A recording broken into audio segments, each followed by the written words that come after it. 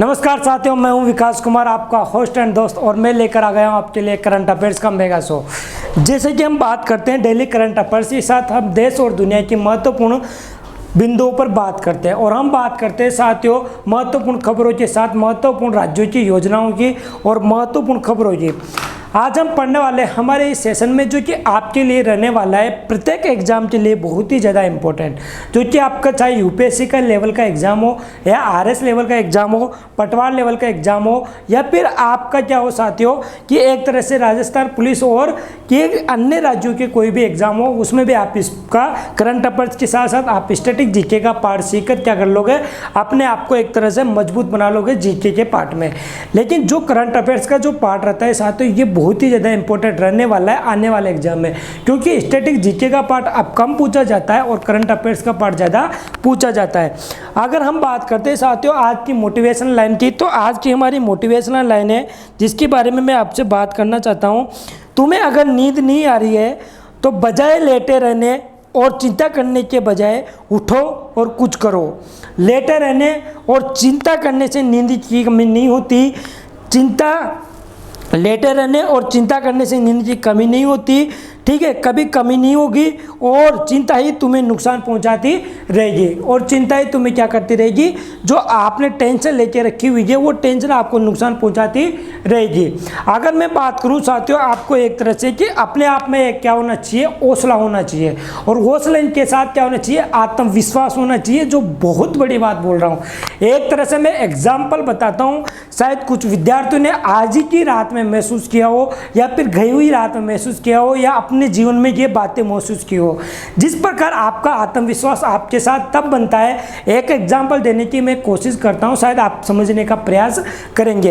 यदि आपको अपने आप पर इतना विश्वास होना चाहिए कि रात में भी कोई भी आपसे पूछे तो उस चीज़ का आपको जवाब मिल जाए। जवाब किस तरह से मिल जाए, तो अगर मैं बात करूं आपके सामने, तो आपने कभी कभी ये महसूस किया होगा जिस प्रकार रात में आप सोए रहते हो, ठीक है, आप जैसे ही सोए रहते हो और जब भी आपको रात में प्यास लगती है तो आप प्यास लगने के बाद क्या करते हो, अपनी बोतल को ढूंढते हो।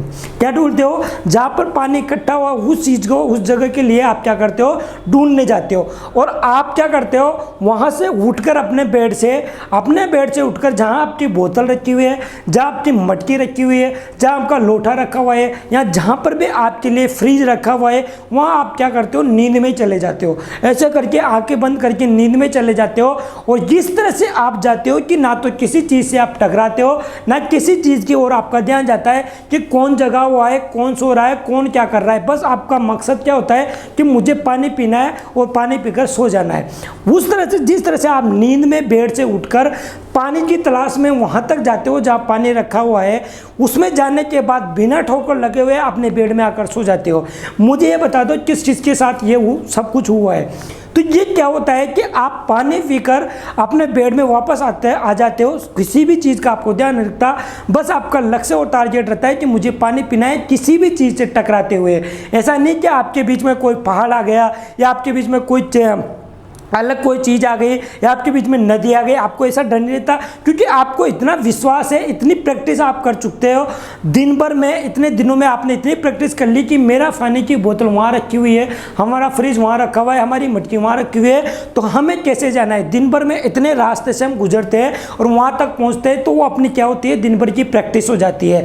और उसी प्रैक्टिस के कारण क्या करते हैं साथियों, आप वहाँ तक रात के नींद में भी आप पहुँच जाते हो बिना कुछ डरे हुए, आत्मविश्वास के साथ। इसी प्रकार यही आत्मविश्वास आपकी पढ़ाई में होना चाहिए। क्या होना चाहिए, इसी प्रकार आपकी पढ़ाई में ये आत्मविश्वास होना चाहिए, ताकि आपको नींद में भी कोई आपसे प्रश्न पूछ ले तो आप उसका बिना डरे, बिना सोचे समझे, बिना किसी भयभीत तरीके से आप उसका क्या दे दो, जवाब दे दो। ये हौसला और उम्मीद आपको रखनी होगी, और ये उम्मीद हौसला तभी बनी रहेगी जब आपका आत्मविश्वास आपके साथ में बना रहेगा। लेकिन आपके प्रयास आपको क्या करने पड़ेंगे, अपने प्रैक्टिस से बनाने पड़ेंगे।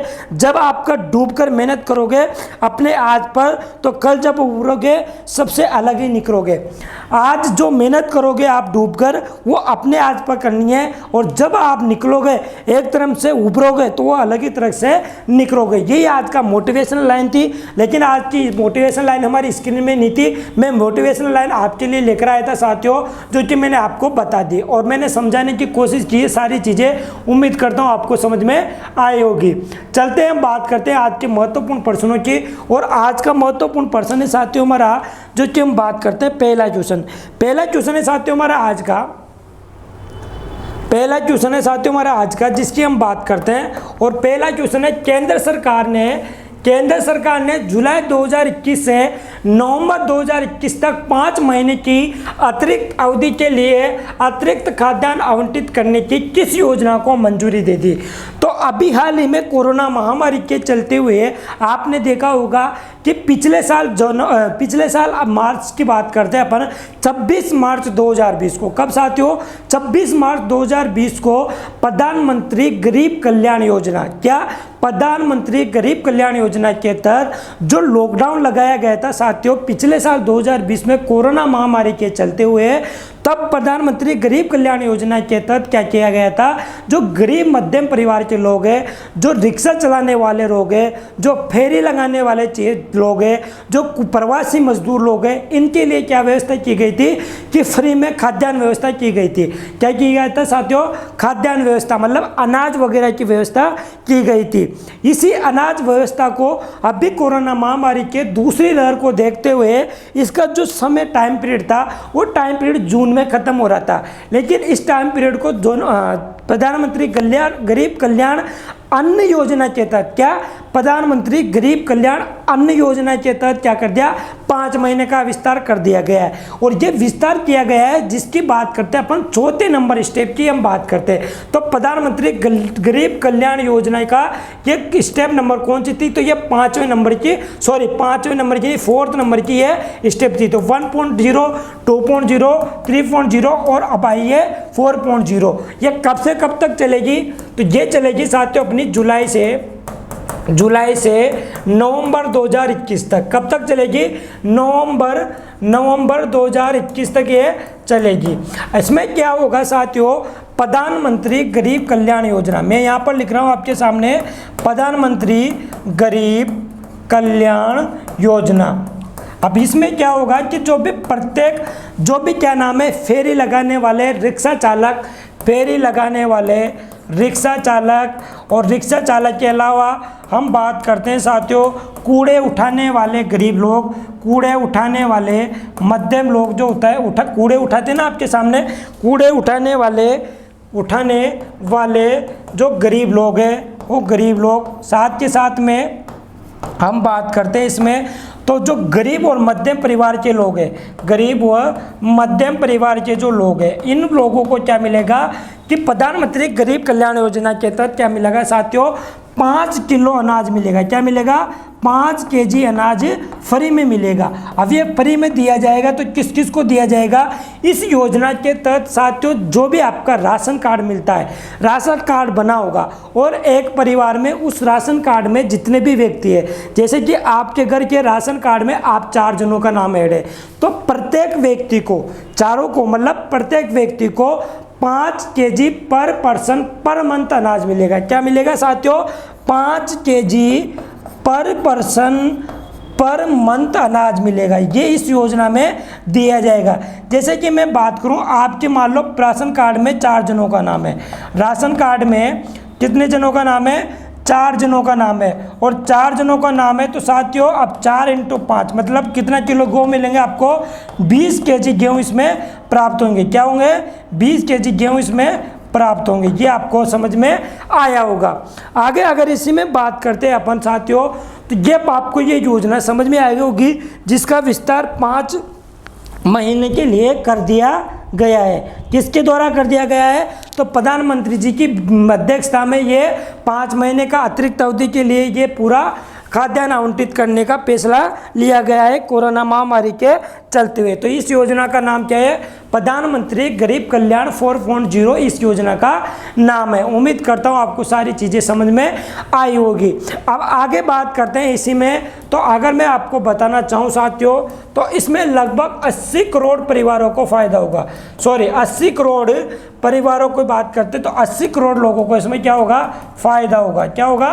फ़ायदा होगा। 80 करोड़ लाभार्थियों को इसमें फ़ायदा होगा। अगर इसमें हम बात करते हैं इसके अलावा महत्वपूर्ण योजनाओं की हम बात करें, तो देखो पहले इसके बारे में मैं आपको बता देता हूँ, उसके बाद भारत सरकार के द्वारा महत्वपूर्ण योजनाएं लागू की गई है उनके बारे में अपन डिटेल से आज बात करेंगे। केंद्र सरकार ने जुलाई 2021 से नवंबर 2021 तक 5 महीने की एक और अवधि के लिए अतिरिक्त खाद्यान्न आवंटित करने के लिए योजना लॉन्च की है, जिसका नाम है 4.0, है ना। अगर साथियों हम बात करते हैं प्रधानमंत्री गरीब कल्याण योजना की शुरुआत कब से हुई थी, तो इसकी शुरुआत हुई थी साथियों 2016 से। कब हुई थी? 2016 से इस योजना की शुरुआत हुई थी, जिसका नाम है प्रधानमंत्री गरीब कल्याण योजना, जिसका फेज 4 क्या हो गया? लागू हो गया है, जिसकी डेट है जुलाई 2021 से नवंबर 2021। अगर इसी में आगे चले और बात करते हैं तो इस योजना में चौथे चरण में लगभग 81.35 करोड़ लाभार्थियों को क्या पहुंचेगा? लाभ पहुंचेगा। और ये राष्ट्रीय खाद्यान्न सुरक्षा अधिनियम के तहत इसको दिया जाएगा। आपको पता होगा एक अंत्योदय योजना है और ये के प्राथमिकता वाले परिसरों की जो इसमें बात करते हैं, इसमें डायरेक्ट पैसा डीबीटी के ट्रांसफर से ट्रांसफ़र किया जाएगा। डीबीटी डायरेक्ट बेनिफिट ट्रांसफ़र जिसमें किया जाएगा। ठीक है, ये गरीब कल्याण योजना की हमने बात कर ली। और जो ये स्कीम है, इस स्कीम को ओपन किया गया था साथियों 31 मार्च 2017 से। स्टार्ट तो कब करने का फैसला लिया था? 2016 से, लेकिन इसको ओपन किया गया था 31 मार्च 2017 से इसको ओपन किया गया था। ये सारी चीज़ें आपको समझनी है और अपने आप को इसमें क्या करना है? नोट कर लेना है। ये यहाँ पे मैंने महत्वपूर्ण बिंदु इसमें नोट कराए हुए हैं। अगर मैं इसी योजना के तहत आपसे और भी योजनाओं की बात करना चाहूँ तो आप योजनाओं को एक बार ध्यान से देखने की कोशिश करना और नोट करने की, है ना। प्रधानमंत्री किसान सम्मान निधि योजना आपने नाम सुना होगा साथियों, आपने नाम सुना होगा प्रधानमंत्री किसान सम्मान निधि योजना। अब इसके अंतर्गत क्या होता है? अगर किसी बच्चे को याद है तो जल्दी से कमेंट बॉक्स में बता दो। सम्मान निधि योजना तो साथियों में किसमें किसानों के लिए 6,000 रुपये, कितने? 6,000 रुपये दिए जाएंगे। मतलब 2,000 रुपये की 3 किस्तें उपलब्ध कराई जाएगी किसानों के लिए। 2,000 रुपये की 3 किस्तें इसमें उपलब्ध कराई जाएगी। और प्रधानमंत्री किसान सम्मान निधि योजना के अंतर्गत 6,000 रुपये किसानों को उपलब्ध कराए जाएंगे। अगर हम बात करते हैं साथियों दूसरी योजना की हम बात करें तो प्रधानमंत्री धन लक्ष्मी योजना। प्रधानमंत्री धन लक्ष्मी योजना किसके लिए चलाई गई थी बताइए आप? प्रधानमंत्री धन लक्ष्मी योजना, इस योजना का जो संबंध था वो गरीब और मध्यम परिवार की महिलाओं के लिए था। गरीब और मध्यम वर्ग की जो महिला है उन महिलाओं के लिए प्रधानमंत्री धन लक्ष्मी योजना चलाई गई थी। अगर साथियों हम तीसरी योजना की हम बात करते हैं, महत्वपूर्ण योजना है जिसकी बात करते हैं एलईडी बल्ब योजना। नाम सुना होगा आपने एलईडी बल्ब योजना। और ये एलईडी बल्ब योजना का जो बात करते हैं नाम था उजाला। क्या है? उजाला योजना। और ये उजाला योजना एलईडी बल्ब से संबंधित था जो स्टार्ट की गई थी 2015 से। कब? 1 मई 2015 से स्टार्ट की गई थी। अगर हम बात करते हैं आपने नाम सुना होगा उज्ज्वला योजना। उज्ज्वला योजना का नाम सुना होगा। और ये उज्ज्वला योजना की हम बात करते हैं ये किससे संबंधित है? तो ये गैस कनेक्शन से संबंधित है साथियों। किससे?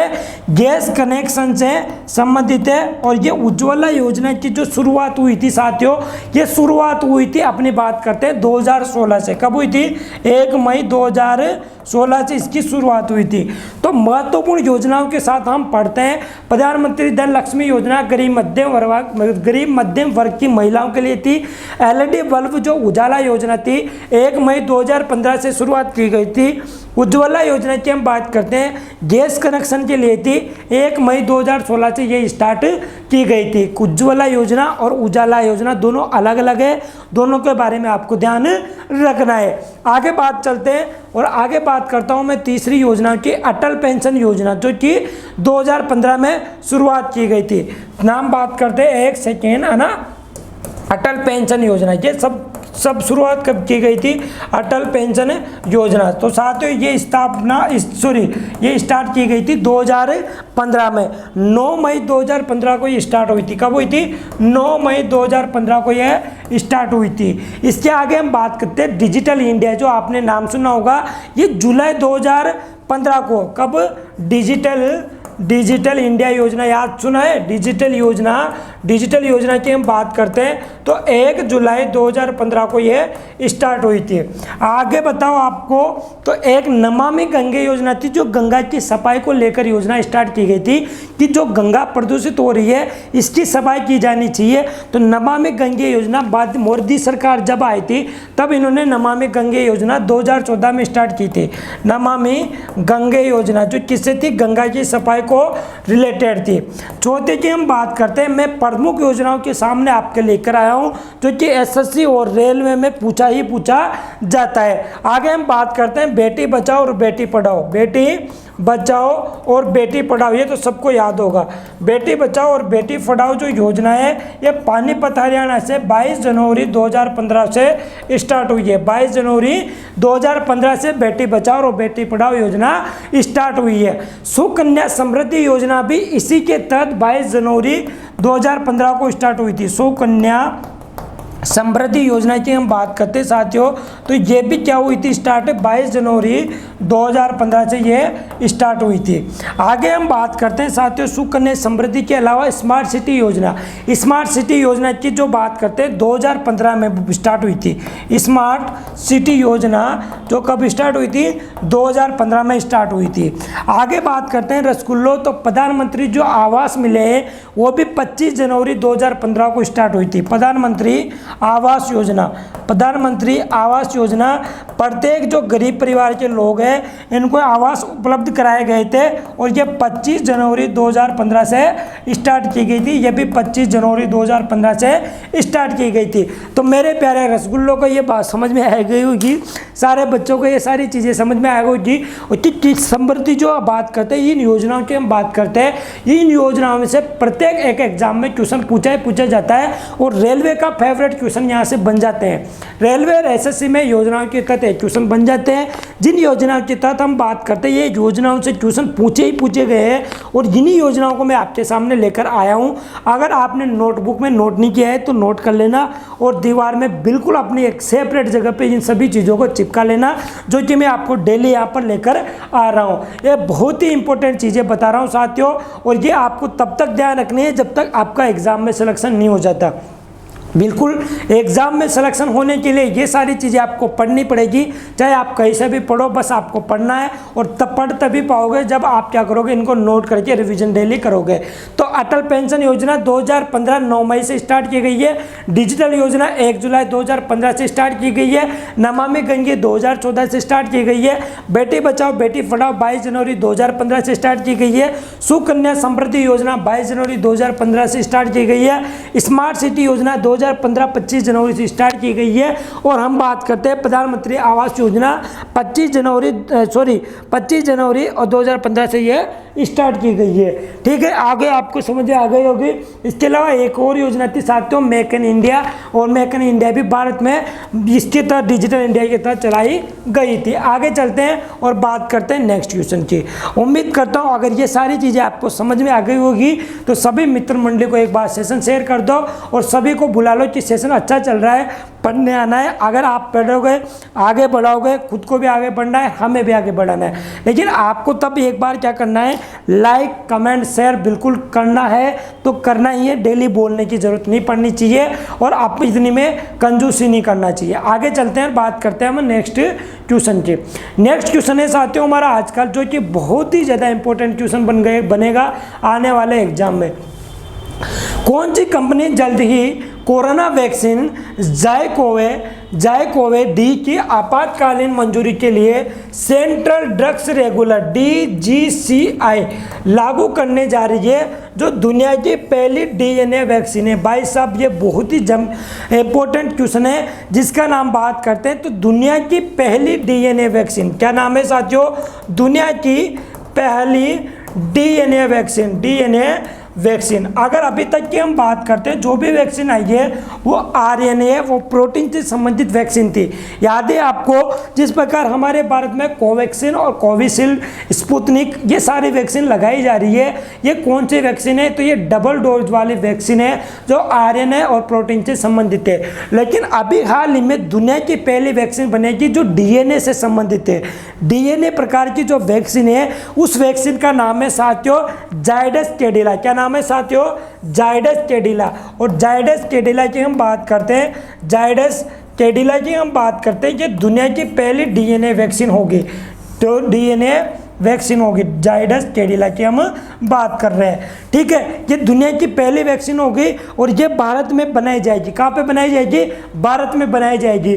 और इस वैक्सीन के बारे में बात बताऊं तो अभी हाल ही में आपने नाम सुना होगा डबल डोज वाली वैक्सीन।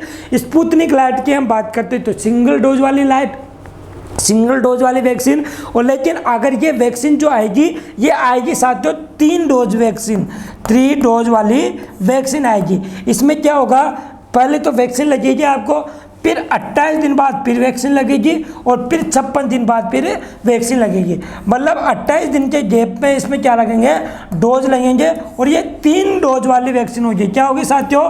3 डोज वाली ये वैक्सीन होगी, जिसकी हम बात करते हैं जायडस कैडिला की, जो कि दुनिया की आपातकालीन डीएनए लागू करने वाली डीएनए वैक्सीन है। दुनिया की पहली डीएनए वैक्सीन है। स्पुतनिक लाइट की हमने बात कर ली, जो डबल डोज के अलावा सिंगल डोज में आएगी।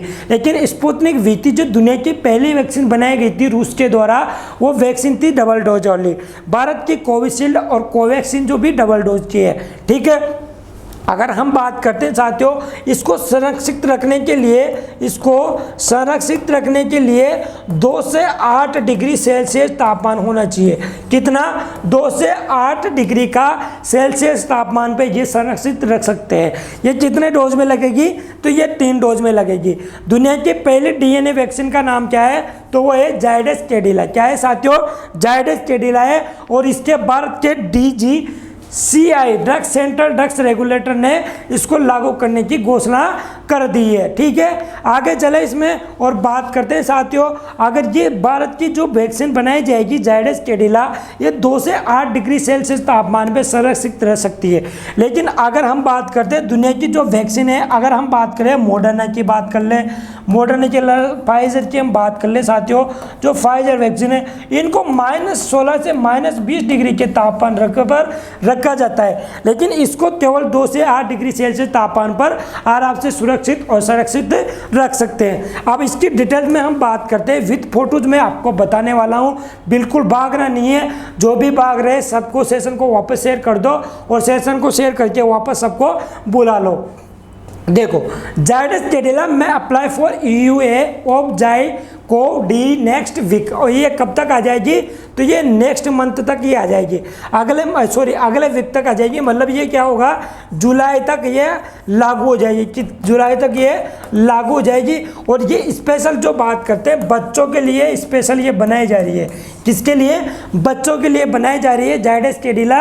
यहाँ पर दिया हुआ है central drugs regulator control board ने इमरजेंसी अप्रूवल दे दिया है कोरोना वैक्सीन जाइकोवी-डी के लिए। ठीक है, आगे चलते हैं और बात करते हैं इसी में। तो देखना आप, ये देखें आप, एक सेकेंड, इसमें मैं आपको पूरी डिटेल्स बताता हूँ। देखो, how has corona virus impacted children. बच्चों को कोरोना वायरस किस प्रकार से इफेक्ट कर रहा है, मतलब इम्पैक्ट कर रहा है। तो इंडिया के अंदर बात करते हैं अपन, 11.9% ऑफ रिपोर्टेड कोविड-19 infection are among children and adolescents under 20 age. मतलब 20 से कम आयु के जो बच्चों की हम बात करते हैं, तो 11.9% बच्चे क्या है? अफेक्टेड है कोरोना वायरस से, जो 20 साल की एज से कम है। 20 साल की एज से कम वाले जो बच्चों की हम बात करते हैं, वो 11.9% का डाटा सामने आया है। लगभग हम बात करते हैं 1.5 मिलियन स्कूल क्लोजर। लगभग इतने स्कूल क्या है? बंद है। अभी भारत में लॉकडाउन की वजह से भारत के पूरे स्कूल्स बंद है और एग्जाम भी क्या हो गए? कैंसिल हो गए। क्यों? क्योंकि कोरोना महामारी के चलते हुए बच्चे ज़्यादा इम्पैक्ट में आ रहे हैं और तीसरी लहर के आने की जो संभावना थी, वो तीसरी लहर आ गई है भारत में। डेल्टा प्लस नाम का जो केस है वो भी दर्ज कर लिया गया है। अगर अगर हम बात करते हैं तो स्कूलर की हम बात करते हैं, 90% स्टूडेंट इसमें क्या हुए हैं, स्कूल से इम्पैक्ट हो रहा है, जो स्कूल बंद होने के कारण। ठीक है, इसकी इम्पोर्टेंट हम बात करते हैं साथियों, तो ये इंट्रा जो बात कर ले डर्मली है, इंट्राडर्मली की बात करते हैं तो ये क्या होता है, जिस प्रकार हमारी वैक्सीन लगती है, वैक्सीन किस प्रकार लगती है, हमारी नस में लगती है।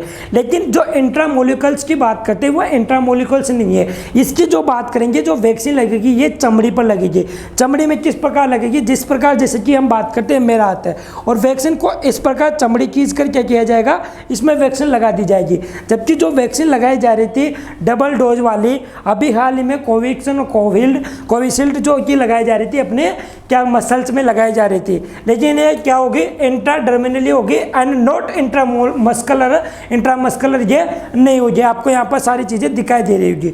अगर हम बात करते हैं इसकी, तो ये साथियों 2 से 8 डिग्री सेंटीग्रेड तापमान पे इसको, टेम्परेचर पे इसको स्टोर किया जा सकता है, आसानी से इसको रखा जा सकता है। इसकी बात करेंगे तो 3 डोज में ये वैक्सीन लगाई जाएगी, 0, 28 और 56 डेज में इसकी 3 डोज लगाई जाएंगी। ठीक है, इसकी जो बात करते हैं, India's first indigenously developed DNA vaccine candidate against, ये सारी चीज़ें हमने बात कर ली है कि इंडिया की पहले ये वैक्सीन होगी। प्रोटेक्शन एंड नॉट प्रिवेंशन की हम बात करते हैं तो आपको ध्यान रखना है कि इसमें क्या प्रोटेक्शन करना है। जिस प्रकार हम बात करते हैं हॉस्पिटल्स वगैरह की बात करते हैं या कहीं पे भी बात करते हैं तो इसका प्रोटेक्शन और प्रिवेंशन की हमने बात कर ली है। ठीक है, आगे चलते हैं और बात करते हैं, ये सारी चीज़ें आपको पीडीएफ में उपलब्ध हो जाएगी। How to monitor when to report कैसे करना है, उसको मॉनिटर कैसे करना है आपको पता। अगर आपको सिम्पटम्स लगते हैं तो 8 घंटे के अंदर वापस रिपीटली आपको क्या करना चाहिए, कोरोना टेस्ट करना चाहिए। और कोरोना टेस्ट करने के लिए आपको पता है कोविशील्ड टेस्ट किट है, जो कि घर पर ही क्या किया जाएगा, उससे टेस्ट किया जाएगा। उसके ब्रांड एम्बेसडर कौन बनाया गया है, तो ब्रांड एम्बेसडर बनाया गया है Akshay Kumar, Covishield test kit की, जो घर पर अपन क्या कर सकते हैं, टेस्ट कर सकते हैं कोरोना का। और इसका 8 आवर के अंदर आपको इधर सिम्टम्स लगते हैं बच्चों के अंदर, तो उन सिम्टम्स को देखते हुए कोरोना की जांच करा लेनी चाहिए। आगे बात करते हैं साथियों, तो ये सारी चीज़ें मैंने आपको बता दी कि आपको जायडस कोडिला की हम बात करते हैं, जो दुनिया की पहली वैक्सीन बनी है। और वैक्सीन कौन सी बनी है, तो डीएनए बेस्ड ये वैक्सीन बनी है। अगर हम बात करते हैं भारत बायोटेक और पेनाका बायोटेक, ये सारी चीज़ें, भारत बायोटेक की कोवैक्सीन आपको ध्यान होगी, और पेनाटेक की हम बात करते हैं, ये कंपनी है जो भारत में वैक्सीन का निर्माण कर रही है। अब कौन आई है, जायडस कोडिला कंपनी आई है जिसने ये वैक्सीन बनाई है। ठीक है, यहाँ पर इसकी पूरी डिटेल होगी, और इससे देश में उपलब्ध टीकों की संख्या बढ़कर 4 गुना हो जाएगी। कितनी हो जाएगी, 4 गुना इसकी हो जाएगी, है ना। सारी चीज़ें आपको ध्यान रखनी है। आगे बात करते हैं नेक्स्ट क्वेश्चन की। उम्मीद करता हूँ ये दोनों क्वेश्चन आपको समझ में आए होंगे, और दोनों क्वेश्चन ही बहुत ही ज़्यादा इंपॉर्टेंट रोल रखते हैं अपने अपने स्तर पर। आगे बात करें और आगे बात करते हैं साथियों, चलते हैं नेक्स्ट क्वेश्चन की। संस्कृति मंत्रालय, मिनिस्ट्री ऑफ कल्चर और बंदरगाह, जहाजरानी और जलमार्ग मंत्रालय ने राष्ट्रीय समुद्री विरासत परिषद NMHC के विकास में सहयोग के लिए एक समझौता ज्ञापन पर हस्ताक्षर किए। अब ये क्या करना चाहते हैं, क्या बोलना चाहते हैं कि अभी हाल ही में संस्कृति, बंदरगाह, जहाजरानी जो मंत्रालय है, इन्होंने आपस में क्या किया है, एक राष्ट्रीय समुद्री विरासत परिषद का परिसर का निर्माण करने के लिए समझौता स्थापित किया है। किसका, राष्ट्रीय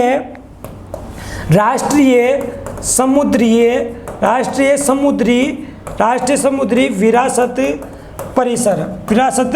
परिसर। अब आपको पता होगा साथियों कि भारत की जो तटीय सीमा की हम बात करते हैं, लगभग 7516.67 किलोमीटर इसकी तटीय सीमा है भारत की, जो गुजरात से निकलती हुई पश्चिम बंगाल और उड़ीसा तक लगती है, जिसमें कि लाखों जहाज आते जाते हैं, और लाखों जहाज आने जाने के साथ साथ इसमें क्या होता है कि सारे मालवाहक जहाज इसमें आते जाते हैं। और इसके लिए एक मैंने बताया था आपको थोड़े दिन पहले, IFC बताया था, इंटरनेशनल फ्यूजन सेंटर, जिस गुरुग्राम हरियाणा में स्थित है, जो कि इनकी निगरानी करता है, किनकी, जहाज़ों की आने जाने की निगरानी करता है। लेकिन अगर हम बात करते हैं साथियों भारत की, तो भारत की जो तटीय सीमा है वो सबसे ज़्यादा किस राज्य से लगती है, तो वो लगती है गुजरात की।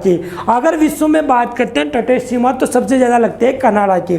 तो भारत की जो तटीय सीमा गुजरात में लगती है, यहाँ पर अभी हाल ही में मिनिस्ट्री ऑफ कल्चर जिसकी बात करते हैं, किसके अंडर है, प्रहलाद सिंह पटेल जी के अंडर है, मिनिस्ट्री ऑफ कल्चर की हम बात करते हैं। और इसके अलावा बंदरगाह जहाज रानी जो मंत्रालय है, इन्होंने आपस में क्या किया है, एक समझौता किया है। वो समझौता इस प्रकार किया है जिस प्रकार जहाजों के संरक्षण के लेकर और इनको जो एक तरह से विरासत के रूप में इनको बढ़ावा मिलाया जाए और एक मनोरंजन और शिक्षा को बढ़ावा देने के लिए एक विरासत स्थल खोला जाए। और उस विरासत स्थल का नाम रखा गया है साथियों राष्ट्रीय समुद्री विरासत स्थल। क्या रखा गया है, राष्ट्रीय समुद्री विरासत परिषद जो इन्होंने नाम रखा गया है। और इसका स्थापना की जा रही है साथियों गुजरात में। कहाँ स्थापना की जा रही है, तो इसको बनाया जा रहा है गुजरात में। कहाँ पर बनाया जा रहा है, गुजरात में। और गुजरात में कहाँ पर बनाया जा रहा है, तो लोथल गुजरात में बनाया जा रहा है साथियों। कहाँ पर, लोथल गुजरात में। ये लोथल गुजरात का आपने नाम सुना होगा।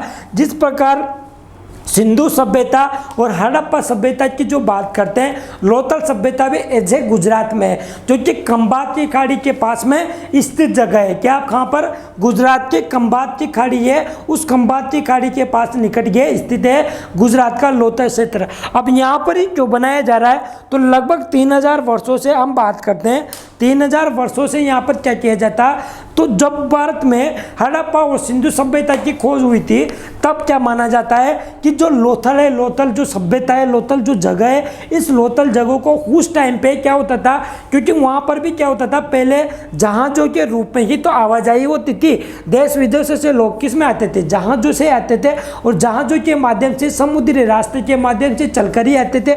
और एक जो स्थल था वो था लोथल। तो लोथल को उस टाइम का जो माना जाता है साथियों, लगभग 2400 ईसा पूर्व। कब, लगभग 2400 ईसा पूर्व की हम बात करते हैं। लगभग एक सेकंड, लगभग 2400 ईसा पूर्व की हम बात करते हैं। और लगभग 2400 ईसा पूर्व में लोथल गुजरात की जो हम बात कर रहे हैं, इसमें क्या हुआ था कि उस टाइम पे, उस समय में लोथल गुजरात को बंदरगाह माना जाता था। क्या माना जाता था, बंदरगाह माना जाता। मतलब एक तरह से लोथल गुजरात में डॉकयार्ड बनाया गया था। क्या बनाया गया था, उस समय लोथल गुजरात जो है, ये लोथल गुजरात बंदरगाह माना जाता था, बंदरगाह माना जाता था। इसी के चलते हुए यहाँ पर क्या किया जा रहा है, राष्ट्रीय समुद्री विरासत परिषद का निर्माण किया जा रहा है। राष्ट्रीय समुद्री विरासत परिषद का निर्माण किया जा रहा है, जिसमें कि जहाज़ों से संबंधित जो भी चीज़ें होगी, वो चीज़ों को यहाँ पर रखा जाएगा। क्या किया जाएगा, यहाँ पर रखा जाएगा। और वो जो बात करते हैं, रखने के साथ साथ इसमें मनोरंजन और शिक्षा को बढ़ावा मिलेगा। मनोरंजन और क्या मिलेगा, शिक्षा को बढ़ावा मिलेगा। मनोरंजन और शिक्षा को बढ़ावा मिलेगा। और इसकी हम बात करते हैं, इसमें लागत की हम बात करते हैं, तो लगभग 489 करोड़, कितने, 489 करोड़ रुपए का इसमें क्या आ रही है, सॉरी 489 नहीं, सॉरी, इसमें हम बात करते हैं साथियों 498 करोड़, 498 करोड़ की इसमें लागत आएगी। 498 करोड़ की लागत के साथ राष्ट्रीय समुद्री विरासत परिसर का निर्माण किया जाएगा। उम्मीद करता हूँ आपको राष्ट्रीय समुद्री विरासत परिसर के बारे में समझ में आया होगा। अब मैं लेके चलता हूँ, इसके आगे अपन बात करते हैं। तो ये आर्कियोलॉजिकल डिपार्टमेंट के साथ में, आपको पता है आर्कियोलॉजिकल डिपार्टमेंट ने माना गया है, लोथल गुजरात के बारे में खोज की गई थी और लोथल गुजरात को खोजा गया था। इसमें इंग्लिश में दिया हुआ है, आपको ये सारी चीज़ें समझनी है। इस तरह से बनाया जाएगा नेशनल मैरीटाइम म्यूजियम, जो कि कहाँ बनेगा, लोथल गुजरात में बनेगा। जहाज़ों को लेकर यहाँ पर क्या किया जाएगा, प्रदर्शनी की जाएगी। क्या किया जाएगा, प्रदर्शनी की जाएगी। MHC की हम बात करते हैं, गुजरात के लोथल क्षेत्र में विकसित किया जाएगा। एक अंतर्राष्ट्रीय पर्यटन स्थल के रूप में यह विकसित किया जाएगा, जहां प्राचीन लेकर आधुनिक काल तक की भारत की समुद्री विरासत को प्रदर्शित किया जाएगा। ठीक है, जो कि एक तरह से मनोरंजन के साथ शिक्षा को भी बढ़ावा देगा। ये आपको देखो, ये कैसे प्रदर्शनी की जा रही है इसमें। तो इस तरह से क्या किया जाएगा, ये किया जाएगा। इसके लिए 400 एकड़ एरिया की जो बात करते हैं ज़मीन की, वो एकड़ एरिया इसमें दिखाया गया है। 400 एकड़ एरिया इसको दिया गया है। अगर हम बात करते हैं इसको, तो विश्व विरासत सूची में इसको शामिल किया जा रहा है यूनेस्को के द्वारा।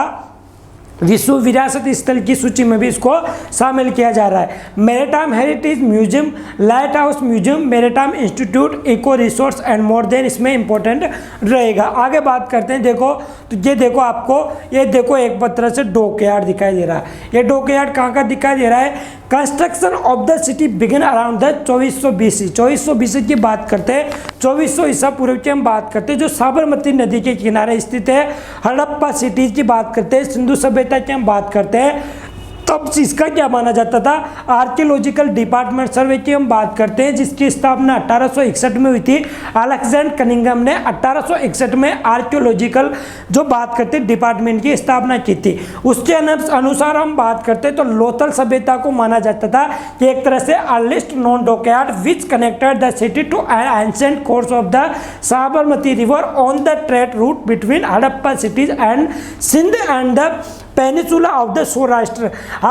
मैंने अभी हाल ही में आपको बताया कि हड़प्पा सभ्यता और सिंधु सभ्यता के तहत लोथल सभ्यता को जो साबरमती नदी की बात करते हैं गुजरात में, ठीक है, वहाँ से इसको डॉकयार्ड माना जाता था, मतलब एक तरह से बंदरगाह माना जाता। प्राचीन समय की हम बात करते हैं, ठीक है। ये यूनेस्को की विश्व विरासत सूची में इसको शामिल किया जाएगा। लोथल साइड की हम बात करते हैं, ये आपको एक तरह से मैं आपके सामने इमेज लेकर आया हूँ। वर्ल्ड हेरिटेज साइट की हमने बात कर ली। अगर मैं लोथल को आपको गुजरात के मैप में बताना चाहूँ तो आपको खंभात की खाड़ी दिखाई दे रही होगी।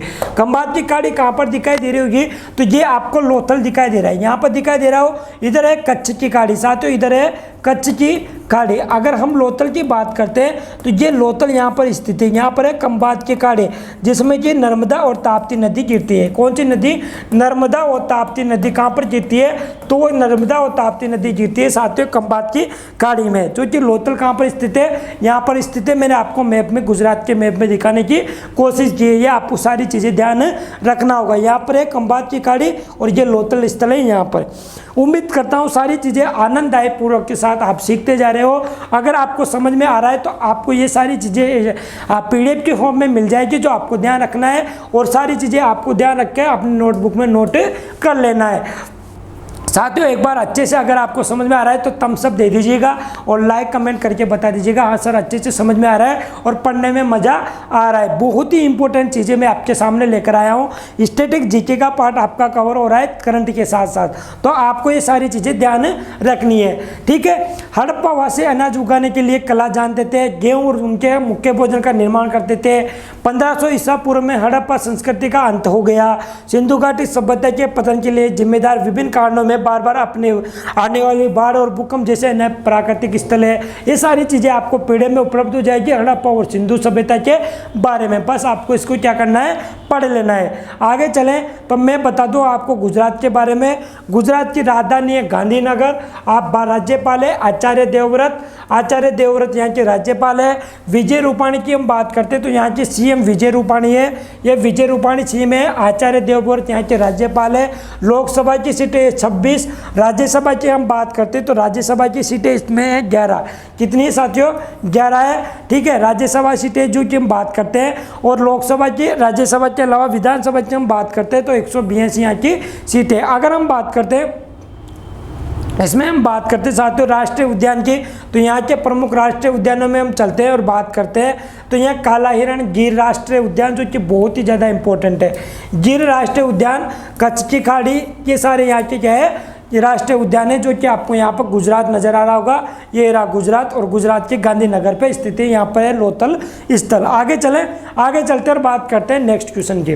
नेक्स्ट क्वेश्चन है साथियों हमारा आज का, एक सेकेंड है ना, नेक्स्ट क्वेश्चन है साथियों हमारा आज का, ये भी बहुत ही ज़्यादा इंपॉर्टेंट रोल रखता है और इसमें बात करने वाले हैं भारत के महत्वपूर्ण एयरपोर्ट्स की। क्वेश्चन बात करते हैं और चौथे नंबर का हमारा आज का क्वेश्चन है, और ये क्वेश्चन ध्यान रखेगा। देखो क्या बोलता है, किस एयरपोर्ट ने एयरपोर्ट सर्विस क्वालिटी में council international ACI director general का रोल ऑफ एक्सीलेंस सम्मान जीता है। डायरेक्टर जनरल का रोल ऑफ एक्सीलेंस अवार्ड दिया गया है, और ये किस एयरपोर्ट को दिया गया है? तो साथियों ये दिया गया है कोचिन इंटरनेशनल एयरपोर्ट। क्या?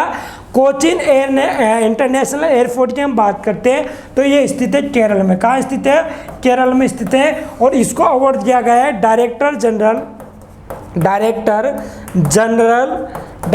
जनरल का रोल ऑफ एक्सीलेंस, किसकी बात कर रहे हैं, एक्सीलेंस। और ये रोल जो अवार्ड दिया गया है, ये अवार्ड दिया गया है काउंसिल इंटरनेशनल क्वालिटी में। एयरपोर्ट सर्विस क्वालिटी की हम बात करते हैं तो अच्छी क्वालिटी प्रदान करता है कोचीन इंटरनेशनल एयरपोर्ट। इसी के तहत कोचीन इंटरनेशनल एयरपोर्ट केरल को डायरेक्टर जनरल का रोल ऑफ एक्सीलेंस का अवार्ड दिया गया है, एक्सीलेंस का अवार्ड दिया गया है। ये सारी चीज़ें आपको ध्यान रखनी है। आगे अगर इसमें बात करते हैं तो ये रहा साथियों कोचीन एयरपोर्ट जिसकी हम बात करते हैं। Cochin international airport wins honours in airport service quality के रूप में इसको ये प्रदान किया गया है। ये इंटरनेशनल एयरपोर्ट है, केरल में स्थित है, कोचीन में। Cochin international airport on airport council international director general roll of the excellence honour in airport service quality. ठीक है, ये आपको समझ में आ गई होगा। ये आपको लिए तथ्यात्मक जानकारी थी। इंटरनेशनल एयरपोर्ट की हम बात करते हैं तो सर्विस क्वालिटी प्रोग्राम किस प्रकार से सर्विस दी जाती है, यहाँ पर कोई भी दिक्कत नहीं होती। इसी चीज़ को देखते हुए क्या होता है, ये अवार्ड इनको दिया जाता है। अगर भारत के प्रमुख एयरपोर्ट की लिस्ट के बारे में मैं बात करूँ जो कि आप में एग्जाम में पूछे जा सकते हैं साथियों, प्रमुख एयरपोर्ट में हम बात करते हैं सबसे पहले इंदिरा गांधी और छत्रपति शिवाजी की। तो इंदिरा गांधी जी की बात करते हैं। Indira Gandhi airport international airport की हम बात कर रहे हैं ना। आपको सारी चीज़ें ध्यान रखनी है, मैं आपको सामने नाम लिखता जा रहा हूँ, बस बाद में इंटरनेशनल एयरपोर्ट आपको लगा लेना है। इंदिरा गांधी इंटरनेशनल एयरपोर्ट जो कहाँ स्थित है, दिल्ली में स्थित है। आगे हम बात करते हैं दूसरे नंबर की, तो छत्रपति शिवाजी। साथियों कौन सा, छत्रपति शिवाजी इंटरनेशनल एयरपोर्ट कहाँ स्थित है, तो ये स्थित है साथियों मुंबई में। मुंबई कहाँ पर, मुंबई महाराष्ट्र में इंटरनेशनल छत्रपति शिवाजी एयरपोर्ट की स्थित है। आगे हम बात करते हैं तो चेन्नई इंटरनेशनल एयरपोर्ट चेन्नई में ही है। चेन्नई इंटरनेशनल एयरपोर्ट ये तो पूछा नहीं जाएगा, फिर भी ये तो चेन्नई में ही है ना।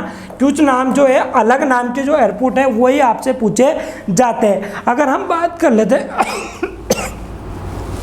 वीर सावरकर एयरपोर्ट, कौन सा, वीर सावरकर की बात करते हैं तो वीर सावरकर की हम बात करते हैं तो ये वीर सावरकर एयरपोर्ट कहाँ है, तो ये अंडमान निकोबार में स्थित है। साथियों कहाँ पर है, अंडमान निकोबार में स्थित है।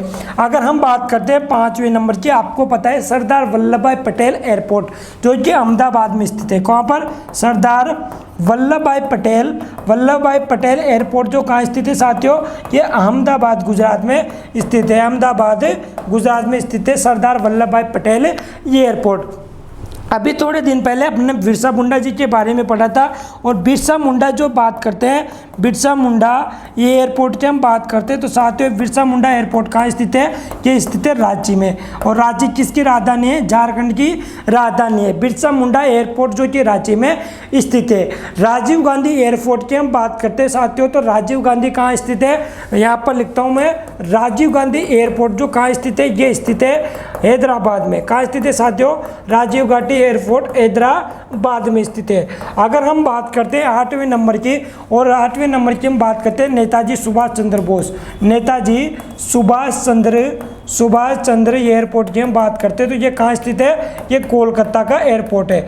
मतलब हमने प्रमुख जो बात करते हैं लगभग 25 से 26 भारत के प्रमुख एयरपोर्ट है, लेकिन कुछ एयरपोर्ट जिनके बारे में एग्जाम रिपीट कर देता है वो मैं आज आपके सामने लेकर आया हूँ, और ये लगभग 7 से 8 एयरपोर्ट की हमने बात कर ली है। ठीक है, यह आपको सारी चीज़ें समझ में आ गई होगी। तो बात करेंगे इंदिरा गांधी दिल्ली में, छत्रपति शिवाजी मुंबई में, चेन्नई का चेन्नई में ही है, वीर सावरकर अंडमान निकोबार में, सरदार वल्लभ भाई अहमदाबाद में, और बात करते हैं बिरसा मुंडा जी के बारे में जो रांची में है, राजीव गांधी हैदराबाद में, नेताजी सुभाष चंद्र बोस कोलकाता में स्थित है ना। ये प्रमुख भारत के एयरपोर्ट है जो आपको कॉपी में नोट कर लेना है और नोट करके बता देना है कि हाँ गुरुजी समझ में आ रहा है, बस आप तो पढ़ाते जाओ और मज़ा आता जा रहा। आगे चलते बात करते हैं हम नेक्स्ट क्वेश्चन की। अगर साथियों आपकी रगों में खून दौड़ रहा है, पढ़ने में मजा आ रहा है तो एक बार दबाकर शेयर कर दो, बिल्कुल कंजूसी ना करो यार, क्योंकि आपको पता है आपका प्यार और सपोर्ट ही हमें आगे ले जाएगा, मेहनत करने के लिए बहुत एक तरह से हौसला बढ़ाएगा। बस आपको उम्मीद करता हूँ कि आपको सारी चीज़ें समझने के साथ साथ आपको सेशन को शेयर करना है, बिल्कुल कंजूसी नहीं करनी है ना। यदि आपको अच्छा लगता है तो बिल्कुल शेयर कर दिया करो। जो भी साथी बग जाते हैं उनसे बोला करो भैया 5 से 10 दिन क्लास लेकर देख, अगर मज़ा नहीं आए तो फिर तेरी जिम्मेदारी है, कि तू कहीं भी जाकर पढ़, लेकिन एक बार क्लास लेकर देख। और क्लास लेकर इसलिए देख कि तुझे लाइक नहीं करना, बिल्कुल लाइक नहीं करना है, बस क्लास को आकर देखना है और आकर देखकर पढ़ाई करनी है। ठीक है, आगे चलते और बात करते हैं हम नेक्स्ट क्वेश्चन की। तो साथियों, ये आपको कोचिन एयरपोर्ट समझ में आ गया और इनको ये अवार्ड दिया गया था। ठीक है, आगे चलते और बात करते हैं नेक्स्ट क्वेश्चन की। नेक्स्ट क्वेश्चन है जो कि एक तरह से बात करते हैं बहुत ही ज़्यादा इंपॉर्टेंट रोल रखता है। रक्षा अनुसंधान और विकास संगठन DRDO ने सबसोनिक क्रूज मिसाइल की हम बात करते हैं जिसका नाम है निर्भय का एक सफल परीक्षण किया है। ये कहाँ से किया है? तो साथियों, अभी हाल ही में हम बात करते हैं DRDO की डिफेंस रिसर्च डेवलपमेंट ऑर्गेनाइजेशन, रक्षा अनुसंधान और विकास संगठन की हम बात करते हैं जिसकी स्थापना 1958 में हुई थी।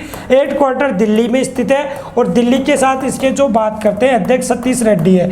और हम बात करते हैं कि रक्षा मंत्रालय के अंतर्गत आता है और राजनाथ सिंह जी की रक्षा मंत्रालय के मंत्री है। और DRDO ने अभी हाल ही में सबसोनिक क्रूज मिसाइल का सफल परीक्षण किया है जिसका नाम है निर्भय। क्या नाम है साथियों? निर्भय इस मिसाइल का नाम है जिसका सफल परीक्षण किया है। और ये किया है साथियों उड़ीसा के चांदीपुर से। कहाँ से किया गया है? ओडिशा के चांदीपुर से ये सफल परीक्षण किया गया है। उड़ीसा के चांदीपुर से ये सफल परीक्षण किया गया है जिसका नाम है निर्भय। क्या नाम है? निर्भय। और ये निर्भय किया गया है उड़ीसा के चांदीपुर से। इसके अगर रेंज की बात करते हैं तो इसकी रेंज है साथियों लगभग 1000। कितनी रेंज है इसकी साथियों? वो रेंज है साथियों 1000, है ना। एक सेकेंड है ना, ये पेन का ये गिर चुका है। एक सेकेंड। 1000 इसकी क्या है? रेंज है। 1000 रेंज मतलब 1000 किलोमीटर तक क्या करती है? वार कर सकती है। आगे मैं बताता हूँ आपको निर्भय के बारे में। तो यूनाइटेड जो बात करते हैं nuclear capable subsonic cruise missile Nirbhay successfully test fired from the ITR। साथियों, इसका जो सफल परीक्षण किया गया है, इस बार ये सफल परीक्षण किया गया है, लेकिन इसका ये जो बात करते हैं 8वां परीक्षण था। कौन सा परीक्षण था साथियों? 8वां ये परीक्षण था। पहला परीक्षण इसका किया गया था 12 मार्च 2013 को। पहला परीक्षण 12 मार्च 2013 को इसका पहला परीक्षण किया गया था। फर्स्ट सफल जो बात करते हैं, और ये 8वां इसका परीक्षण था। क्या था? 8वां इसका परीक्षण था निर्भय का जो कि हम बात कर रहे हैं। ठीक है, आगे चलते हैं और इसमें बात करता हूं मैं। तो अभी हाल में आपको मैं बता दूं तो एक तरह से जो बात करते हैं, देखो ये है निर्भय मिसाइल। वो उड़ीसा के कोस्ट से ये लॉन्च की गई है ना। ये निर्भय जो मिसाइल है एक तरह से सबसोनिक क्रूज मिसाइल है। India has successfully test fired first individually design and develop long range subsonic cruise missile Nirbhay from a test range in Orissa. The all weather missile has the 1000 kilometre strike इसकी रेंज है। पहले परीक्षण की हम बात करते हैं। Test flight of the Nirbhay was held 12 March 2013 को इसका पहला परीक्षण किया गया था। आगे चलता हूँ, देखो मैं बताता हूँ आपको। ये देखो, ये निर्भय मिसाइल के बारे में यहाँ पर दिया गया है पूरी डिटेल से। इसका परीक्षण की जो बात करते हैं मार्च 2013 में पहला परीक्षण किया गया, उसके बारे में आगे बात करते हैं। अक्टूबर 2014 में दूसरा किया गया, तीसरा और चौथा टेस्ट किया गया था अक्टूबर 2015 में और दिसंबर 2016 में।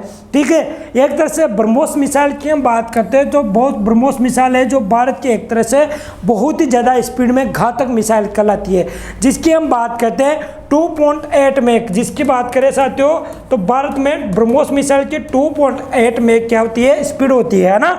इसकी रेंज की हम बात करते हैं एक्सटेंड रेंज तो बहुत सारी हो जाती है, लेकिन जो 2.1 मैक की इसकी क्या होती है? गति होती है। भारत की प्रमुख बात करते हैं तो भारत में प्रमुख 5 प्रकार की ब्रह्मोस मिसाइल है जिसकी आपको ट्रिक याद रखनी है। ट्रिक बताएं तो आपको याद रखना है रिंकिया के पापा बिहार से पटना। रिंकिया के पापा बिहार से पटना, और पटना में हम बात करते हैं पी का मतलब है साथियों पृथ्वी। क्या मतलब है? पृथ्वी। ए का मतलब बात करते हैं अग्नि, पृथ्वी अग्नि। टी का मतलब है त्रिशूल, और हम बात करते हैं न का मतलब, एन का मतलब नाग, और आगे बात करते हैं भाई साहब बड़ा धोखेबाज निकल रहा है जो ना। एक सेकेंड साथियों, बात करते हैं एक की। तो ए है साथियों हमारा कौन सा हो गया? अग्नि। बात करी ली आकाश, पृथ्वी अग्नि आकाश। आपको दिखाई दे रहा होगा, शायद नहीं दिखाई दे रहा है तो एक बार देख लो। एक सेकंड में अपना फैन का, एक सेकंड।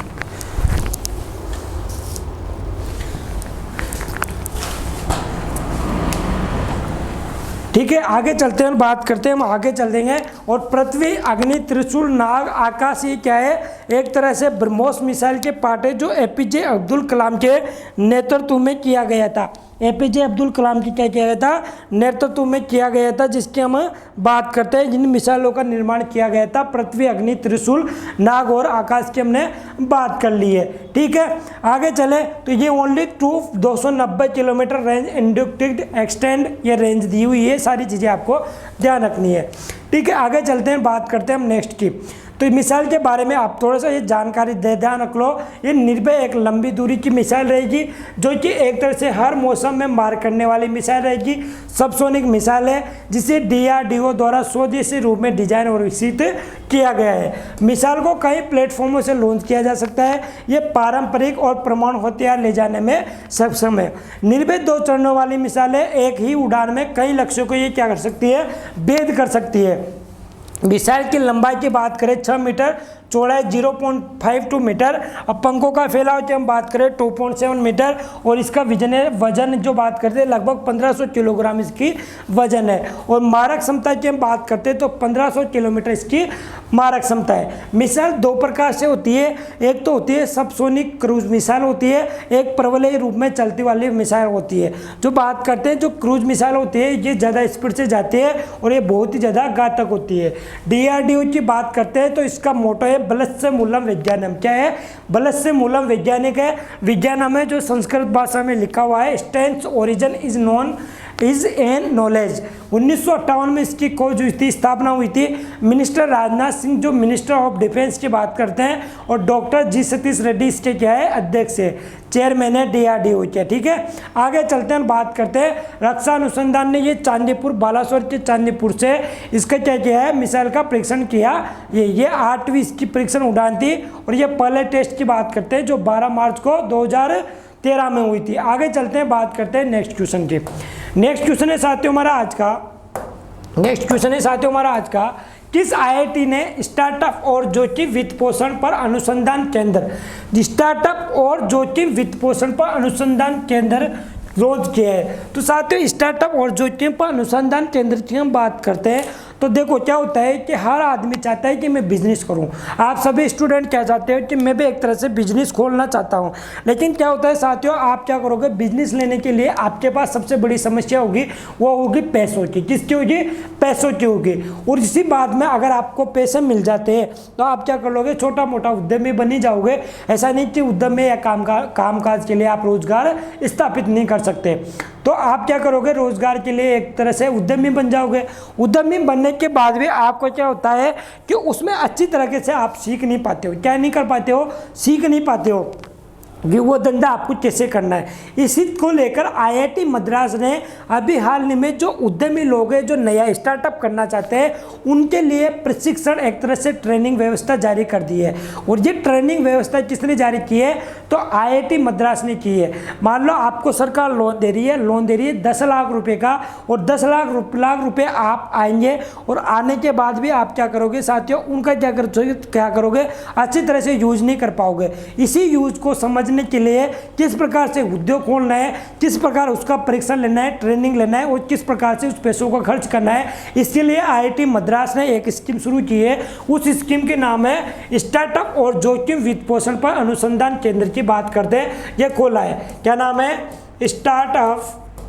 स्टार्टअप और जोखिम वित्त पोषण। क्या साथियों, जोखिम वित्त पोषण की हम बात करते हैं। और वित्त पोषण अनुसंधान केंद्र ये किसने खोला है, तो ये अनुसंधान केंद्र खोला है साथियों IIT मद्रास ने ये खोला है। तो इसका आंसर हो जाएगा IIT मद्रास। मैंने समझा दिया कि एक तरह से ट्रेनिंग व्यवस्था यहाँ पर की जाएगी। ठीक है, आगे बात करेंगे तो IIT मद्रास के अलावा IIT मद्रास ने थोड़े दिन पहले 3D प्रिंटेड हाउस का क्या किया था, नमूने तैयार किए थे। 3D प्रिंटेड हाउस की क्या किए थे साथियों, नमूने तैयार किए थे। IIT गुवाहाटी ने क्या किया था थोड़े दिन पहले, IIT गुवाहाटी की हम बात करते हैं तो IIT गुवाहाटी ने किया था साथियों, एक स्मार्ट विंडो बनाई थी। क्या बनाई थी, एक स्मार्ट विंडो बनाई थी। IIT मंडी ने क्या किया था थोड़े दिन पहले, तो IIT मंडी ने किया था साथियों जो बात करते हैं कोविड-19 के प्रोटीन NSP1 को अलग किया था, कोरोना से क्या किया था, अलग किया था IIT मंडी के विशेषज्ञों द्वारा। IIT हैदराबाद ने क्या किया था, तो IIT हैदराबाद की हम बात करते हैं साथियों, एक सेकेंड है ना, IIT हैदराबाद की हम बात करते हैं तो इन्होंने क्या किया था बताओ, तो एम्फोटेरिसिन जो बात करते हैं गोली थी, एम्फोटेरिसिन, ये आपको ध्यान रखनी है साथियों, एग्जाम में पूछी जा सकती है। एम्फोटेरिसिन जो गोली है इसको विकसित किया था। IIT रोपड़ की हम बात कर लेते हैं, तो IIT रोपड़ ने क्या किया था बताइए, आप एग्जाम में आने लायक सारे क्वेश्चन है IIT से संबंधित। तो IIT रोपड़ ने एक USB पेन ड्राइव बनाई थी साथियों, USB पेन ड्राइव बनाई थी। और ये USB पेन ड्राइव क्यों बनाई थी, जो कोल्ड स्टोरेज के लिए ये USB पेन ड्राइव बनाई थी, जिसमें क्या होगा, किसी भी प्रकार की कोई भी वस्तुएं या सामान है या पुरानी सब्जियां है उनको क्या किया जाएगा, कोल्ड स्टोरेज में रखा जाएगा। तो आपको पूरी चीज़ें समझ में आ गई होगी। IIT मद्रास ने जोखिम और वित्तपोषण अनुसंधान केंद्र स्थापित करने की घोषणा की है। इसी के साथ जो पुराने IIT के द्वारा कार्यक्रम स्थापित किए गए थे उनके बारे में मैंने आपको डिटेल से बता दिया है, ठीक है। IIT जो बात करते हैं रुड़की की, इंदौर की, रोपड़ की, इनकी हम बात करते हैं। अभी हाल में जो IIT की 3 टॉप लिस्ट में आई है उनका नाम बता दीजिए कि टॉप 3 लिस्ट में कौन कौन सी IIT आई है। यूनिवर्सिटीज़ की हम बात करते हैं, उन यूनिवर्सिटीज़ में कौन कौन सी IITs को जगह दी गई है। IIT Madras centre to research startups and risk capitals, इसने ये स्टार्ट कर दिया है। भारतीय प्रौद्योगिकी संस्थान द्वारा ये सारी चीज़ें स्टार्ट की गई है। इसमें क्या होगा, नवाचार, उद्यमिता और जोखिम पूंजी में अकादमिक और विचार नेतृत्व प्रदान करेगा। एक तरह से ट्रेनिंग इसमें दी जाएगी, है ना, इसमें ट्रेनिंग दी जाएगी। ये सारी चीज़ें इसमें दी हुई है, आपको PDF द्वारा समझना है। IIT जो बात करते हैं मद्रास की बात करते हैं, 1959 में इसकी स्थापना हुई थी। पवन कुमार गोयनका क्या है, इसके चेयरमैन है, और भास्कर रामामूर्ति क्या है, इसके जो बात करते हैं CEO डायरेक्टर है, ठीक है। आगे चलते हैं, बात करते हैं नेक्स्ट क्वेश्चन की। नेक्स्ट क्वेश्चन है साथियों हमारा 7वें नंबर का, स्वास्थ्य क्षेत्रों को बेहतर सहायता प्रदान करने के लिए आरोग्यम हेल्थ केयर बिजनेस लोन किसने लॉन्च किया है। तो अभी हाल में अच्छी तरह से क्या किया जाएगा, स्वास्थ्य को क्या किया जाएगा, बेहतर सहायता प्रदान की जाएगी स्वास्थ्य के क्षेत्र में, किसके द्वारा, आरोग्यम हेल्थ केयर के द्वारा। और ये आरोग्यम हेल्थ केयर किसने स्टार्ट किया है, Arogyam health care business loan start किया है साथियों। और बिजनेस लोन की बात करते हैं तो ये बिजनेस लोन स्टार्ट किया है SBI बैंक ने, स्टेट बैंक ऑफ इंडिया ने ये स्टार्ट किया है, स्टेट बैंक ऑफ इंडिया ने ये स्टार्ट किया है। स्टेट बैंक ऑफ इंडिया की जो बात करते हैं अभी हाल में दिनेश कुमार खरा क्या है, दिनेश कुमार खरा क्या है साथियों, चेयरमैन है। अभी हाल में अगर हमने 2 बैंकों की बात की थी, उन बैंकों के बारे में मैं बता दूं तो पहले इस क्वेश्चन को आप समझ लीजिए कि स्वास्थ्य के क्षेत्र में अच्छी सहायता प्रदान करने के लिए आरोग्यम हेल्थ केयर बिजनेस लोन की स्थापना की गई है। तो किसने किया है, SBI बैंक ने किया है। SBI bank state bank of India के चेयरमैन दिनेश कुमार खरा है। और अभी हाल में अपन ने सगुन कार्ड पढ़ा था ना, सगुन कार्ड की बात करते हैं तो ये LIC के साथ में, किसके साथ में, LIC के साथ में IDBI बैंक ने खोला था। क्या किया था, IDBI बैंक ने क्या किया था, सगुन कार्ड लॉन्च किया था। और अभी हाल में RBI के द्वारा 2 बैंकों को अधिग्रहण करने के लिए फैसला किया गया था। और ये कौन कौन से बैंक थे, Punjab and Maharashtra cooperative bank. कौन सा था साथियों, Punjab and Maharashtra cooperative bank. अभी हाल ही के दिनों में अपन ने ये बैंक पढ़े थे। तो RBI ने इनके अधिग्रहण के लिए क्या कर दिया, लॉन्चिंग कर दी, बता दिया कि इनको आप क्या कर सकते हो, खरीद सकते हो। बैंक बंद होने से अच्छा है कोई इसको खरीद ले। तो ये आपको बैंकों के बारे में भी जानकारी रखनी है। स्टेट बैंक ऑफ इंडिया ने क्या किया है, ये स्टार्ट किया है, जिसकी हम बात करते हैं आरोग्यम हेल्थ केयर बिजनेस लोन की। ये SBI के द्वारा स्टार्ट कर दिया गया है। इसमें क्या होगा, तो इसमें देखो, the Arogyam loan can be availed either as a term loan to support expansion modernisation और as working capital facilities such as cash credit, bank guarantee, letter of credit. मतलब इस प्रकार से आप क्या कर सकते हो, लोन रख सकते हो। ये अवेलेबल होगा लगभग 100 करोड़ रुपए तक, ठीक है। ये टायर फर्स्ट और urban sector up to 20 crore रुपए तक इसको दिया जाएगा। और टायर सेकंड और 4, 5, 6 की हम बात करते हैं, इसमें 10 करोड़ रुपए इसमें दिए जाएंगे। स्टेट बैंक ऑफ इंडिया की हम बात करते हैं तो 2 जून 2018 को देखो, स्टेट बैंक ऑफ इंडिया के बारे में आपसे पूछा जा सकता है। 2 जून 2014 की हम बात करते हैं, सॉरी 2 जून 1806 को हम बात करते हैं, तो बैंक ऑफ कलकत्ता के रूप में इसकी स्थापना हुई थी। कब? 2 जून 1806 को क्या बोला जाता था? बैंक ऑफ कलकत्ता बोला जाता था। फिर 15 अप्रैल 1840 को बैंक ऑफ बम्बई बोला गया। क्या बोला गया? बैंक ऑफ बम्बई की स्थापना हुई। फिर 1 जुलाई 1843 को बैंक ऑफ मद्रास की स्थापना हुई। देखो 1806 में कलकत्ता आया, 1840 में बम्बई आया और बैंक ऑफ मद्रास आया। फिर 1921 में इनको मिलाकर इंपीरियल बैंक ऑफ इंडिया बना दिया गया। 27 जनवरी 1921 को इनको मिलाकर bank of India, imperial bank of India बनाया गया और बाद में इंपीरियल बैंक ऑफ इंडिया को 1 जुलाई 1955 का राष्ट्रीयकरण कर दिया गया और इसका नाम दे दिया गया स्टेट बैंक ऑफ इंडिया। क्या बोला गया? ये हिस्ट्री है एसबीआई बैंक की, जो आपको ध्यान रखनी है।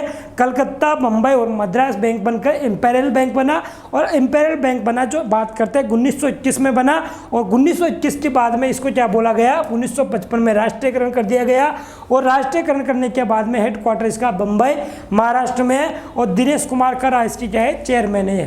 ठीक है, सारी चीज़ें आपको समझ में आई होगी। आगे चलते हैं, बात करते हैं नेक्स्ट क्वेश्चन की। देखो साथियों, ये क्वेश्चन भी बहुत ज़बरदस्त क्वेश्चन है क्योंकि एग्जाम में इससे रिलेटेड आपसे पूछा जा सकता है।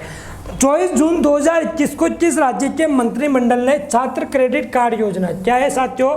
छात्र क्रेडिट कार्ड योजना, छात्र क्रेडिट कार्ड योजना की हम बात करते हैं तो ये किसने लॉन्च की है? ये लॉन्च की है साथियों, मंजूरी दे दी वेस्ट बंगाल, पश्चिम बंगाल ने, ममता दीदी ने इसको मंजूरी दे दी, जिसका नाम है छात्र क्रेडिट कार्ड योजना। इसमें क्या होगा साथियों कि इसमें गवर्नमेंट आपको पैसा देगी। पैसा किस तरह से देगी? एक तरह से लोन की व्यवस्था आपको करवाएगी। अब लोन की व्यवस्था कितने साल के लिए करवाएगी? तो आप अगर आज बच्चे पढ़ने वाले, आप 10वीं 12वीं के बच्चे या कॉम्पिटिशन की तैयारी कर रहे हो, एक किसी विश्वविद्यालय में आप क्या करना चाहते हो? एडमिशन लेना चाहते हो, लेकिन आपके पास क्या नहीं है? पैसों की कमी है, पैसे की व्यवस्था पूरी नहीं है, तो आपको क्या करना पड़ेगा? गवर्नमेंट के पास अप्रूवल देना पड़ेगा। अप्रूवल देने के बाद गवर्नमेंट क्या करेगी? आपको लोन देगी। लोन कितने दिन के लिए देगी? तो लोन देगी साथियों 15 साल के लिए। कितने साल के लिए? 15 साल के लिए लोन देगी। कितना लोन देगी? 10 लाख रुपए का लोन देगी। अब ये मत बोलना कि गुरुजी हमने तो लोन ले लिया, अच्छा सा मोबाइल लाएंगे, एक गाड़ी लाएंगे 4 व्हीलर और अच्छे बाबू सेना के साथ क्या करेंगे? घूमने जाएंगे। ऐसा नहीं होगा, आपको एडमिशन लेना पड़ेगा। एडमिशन लेने के बाद जिस कॉलेज या विश्वविद्यालय या जिस कोचिंग में आप जा रहे हो, वहाँ की जिम्मेदारी से जो फीस है आपकी, वो फीस कौन भरेगा? वो फीस भरेगी आपकी राज्य सरकार। और राज्य सरकार किसकी बात कर रहे हैं पर? पश्चिम बंगाल की कैबिनेट ने ये मंजूरी दे दी है, जिसका नाम है छात्र क्रेडिट कार्ड योजना, जिसके अंदर क्या हम बात करते हैं तो 10 लाख रुपए का इसमें क्या होगा? 10 लाख रुपए का इसमें लोन मिलेगा। आगे अगर इसी में बात करते हैं साथियों, तो इसमें क्या होगा? 15 साल के लिए ये आपके लिए लोन रहेगा, 15 साल के लिए लोन रहेगा। आगे हम बात करेंगे तो ये पैसा डायरेक्ट किसको भेजा जाएगा?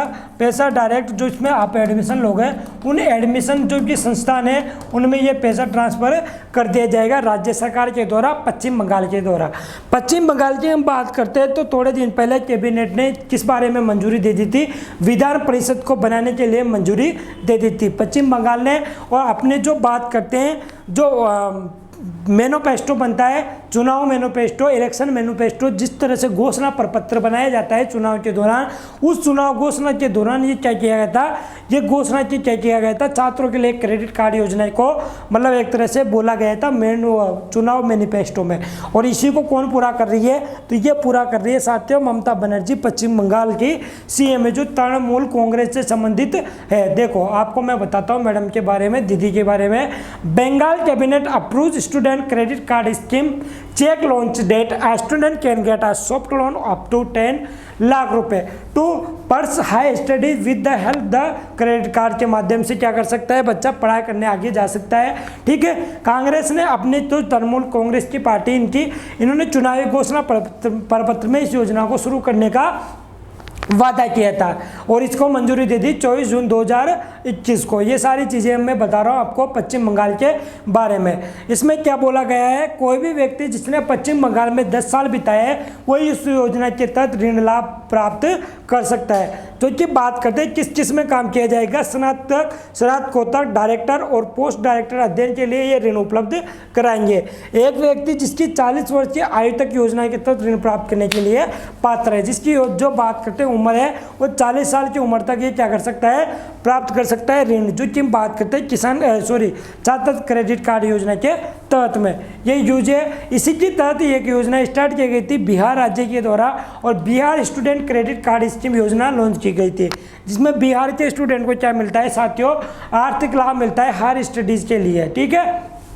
सारी चीज़ें यहाँ पर दिखाई गई है। ये योजना लागू और शुरू की जा रही है, तो 30 जून 2021 से लागू और शुरू की जाएगी, जिसमें 10 लाख रुपए का एक तरह से सॉफ्ट लोन प्रदान किया जाएगा। पश्चिम बंगाल के बारे में हम बात करते हैं, तो पश्चिम बंगाल के बारे में आप जानते होंगे अच्छी तरह से, नहीं जानते तो फिर भी आप सुन लो, क्योंकि आप डेली नोट करते हो तो फिर भी अच्छी बात है ना। दीवार में चिपका रखा होगा, राजधानी है कोलकाता पश्चिम बंगाल की। ठीक है, और इसके बारे में बात करते हैं, राज्यपाल जगदीप धनखड़ है, जगदीप धनखड़ यहाँ की राज्यपाल है, धाकड़ नहीं है, धनखड़ है ना। मुख्यमंत्री ममता बनर्जी तृणमूल कांग्रेस से पार्टी से बिलोंग करती है। लोकसभा की सीटें 42 है, राज्यसभा की 16 है और विधानसभा की 294। राष्ट्रीय उद्यान की हम बात करते हैं तो जलदापारा, नावरा घाटी, जो सिंगलीला, सुंदर बनिया का राष्ट्रीय उद्यान है, बक्सा, गोरुमुरा, ये सारी चीज़ें आपको ध्यान रखनी है। ये भाई सब टाइपिस्ट वाले बहुत गलती करते हैं ना। आगे चलते हैं, बात करते हैं पश्चिम बंगाल की। तो ये रहा साथियों पश्चिम बंगाल में, बताऊं आपको, बांग्लादेश के बॉर्डर पे यहाँ पे दिखाई दे रहा होगा पश्चिम बंगाल, और ये रहा Bay of Bengal, Bay of Bengal ये रहा बांग्लादेश के बॉर्डर पे पश्चिम बंगाल। इसके साथ के राज्यों की सीमा की बात करते हैं तो पश्चिम बंगाल यहाँ से यहाँ तक जा रहा है, जिसकी हम बात करते हैं सिक्किम, भूटान, इधर से बात करते हैं असम से, बिहार से, झारखंड से और उड़ीसा से इसका बॉर्डर लगा हुआ है। आगे बात करते हैं नेक्स्ट क्वेश्चन के, है ना। नेक्स्ट क्वेश्चन है साथियों, अरे यार दादा तू रुक जा, है ना। आगे बात करते हैं नेक्स्ट क्वेश्चन की, 9 नंबर की। नेक्स्ट क्वेश्चन की हम बात करते हैं साथियों, हाल ही में संत कबीरदास जयंती मनाई गई थी, किस दिन मनाया जाता है। संत कबीरदास की हम बात करते हैं तो काशी, उत्तर प्रदेश के काशी में लहरतारा में, क्या रखना आप, ये देखो मैं बताता हूँ, कबीरदास जी का जो बात करते हैं साथियों, काशी के लहरतारा में, काशी के लहरतारा की हम बात करते हैं, यहाँ पर इनका क्या हुआ था, जन्म हुआ था। और ये जन्म कब हुआ था साथियों, तो ये 1398 में, 24 जून 1398 में इनका जन्म हुआ था, 24 जून 1398 में इनका जन्म हुआ था। और इनकी जो जयंती मनाई गई है वो 24 जून को मनाई गई है। ठीक है, पत्थर पूजे हरि मिले तो हम पूजे पहाड़, याद है आपको, पत्थर पूजे हरि मिले तो हम पूजे पहाड़, घर की चाची कोई ना पूजे विष पिस खाए संसार, घर की चाची कोई ना पूजे पिस खाए संसार। कबीरदास जी का महत्वपूर्ण जो बात करते हैं, एक दुआ है, पत्थर पूजे हरि मिले तो मैं पूजूं पहाड़। यदि पत्थर को पूजने से भगवान मिलते हैं तो मैं पूरे पहाड़ को पूज लूँगा। घर की चाची, घर की चक्की को कोई नहीं पूजता, जिससे संसार क्या करता है, खाना खाता है अनाज को पीस कर, उसको कोई नहीं पूजता है, पत्थर को पूजता है। एक प्रमुख दोहा था, एक प्रमुख दोहा आपको याद होगा, जो कि बात करते हैं, गुरु गोविंद दोनों खड़े काके लागू पाँव, बलहरी गुर आपने गोविंद दयो बताए कबीरा, गोविंद दयो बताए। ये कबीरदास जी की महत्वपूर्ण लाइन थी, जो बहुत ही अच्छी है, मतलब एक तरह से मन मुग्ध हो जाता है साथियों। तो आपको पता है गुरु कबीरदास जो एक तरह से कवि थे, जो बहुत अच्छे राइटर थे, उनके द्वारा ये प्रमुख दोहे थे जो कि हम सुनते हैं, गाते हैं, बोलते हैं, एक तरह से रस भरा रस से वे कवि थे जो हमने बात की है ना। तो इनकी बात करते हैं, जो कबीरदास जी की अभी हाल ही में जयंती मनाई गई है 24 जून को, और काशी लहरतारा में इनका जन्म हुआ था और 24 जून को इनकी जयंती मनाई जाती है। साथियों आपको पता होगा Kabirdas ji Jayanti know is the significance date and time जो यहाँ पर दिया हुआ है। ठीक है, 24 जून 2021 को mark the birth anniversary of the संत कबीरदास जी के बारे में हमने बात करते हैं। हिंदू कैलेंडर के हिसाब से हम बात करते हैं तो ज्येष्ठ पूर्णिमा को इनका हिंदू कैलेंडर के हिसाब से जयंती मनाई जाती है। कब? ज्येष्ठ पूर्णिमा को। Sant Kabirdas was born in the city of Varanasi, Uttar Pradesh. He was a 5th century mystic poet, sant and social reformer and proponent of the bhakti movement के बारे में ये बताते हैं। साहित्य के क्षेत्र में कबीरदास जी के बारे में छंद सिख धर्म के गुरु ग्रंथ साहिब में पाए जाते हैं। कबीरदास जी की जो बात करते हैं, जो भक्ति आंदोलन में बात करते हैं, कबीर ग्रंथावली, अनुराग सागर, बीजक और सच्ची ग्रंथ जैसे शीर्षक इसमें शामिल है। हाल ही में 24 जून को ये मनाई गई है, जो ज्येष्ठ पूर्णिमा के हिसाब से मनाई जाती है। चलते हैं बात करते हैं साथियों नेक्स्ट क्वेश्चन की, और बात करते हैं अभी हाल ही में वर्ल्ड बैंक क्या कर रहा है कि बार बार लोन दे रहा है, और लोन किसको दे रहा है? भारत सरकार को लोन दे रहा है। मिजोरम सरकार के साथ भारत सरकार ने बाजरा स्वास्थ्य प्रणाली को सुदृढ़ीकरण परियोजना के लिए किसके साथ 32 मिलियन, कितना साथियों 32 मिलियन की बात करते हैं, इस पर ऋण के समझौते पर हस्ताक्षर किए हैं, और ये किए है वर्ल्ड बैंक पर। किस पर किया है? वर्ल्ड बैंक ने अभी हाल ही में मिजोरम सरकार को स्वास्थ्य की प्रणाली में अच्छा प्रयास सुधार करने के लिए 32 मिलियन का लोन दिया है भारत सरकार को। और भारत सरकार किसमें यूज करेगी? तो मिजोरम की स्वास्थ्य प्रणाली में सुधार और सुदृढ़ीकरण के लिए इस लोन का उपयोग करेंगे। वर्ल्ड बैंक की बात करते हैं तो 1944 में वर्ल्ड बैंक की स्थापना हुई थी, वाशिंगटन डीसी में इसका हेडक्वार्टर है। और आगे हम बात करते हैं, देखो एक बार मैं बता दूं वर्ल्ड बैंक ने किस किस के लिए लोन दिया हुआ है।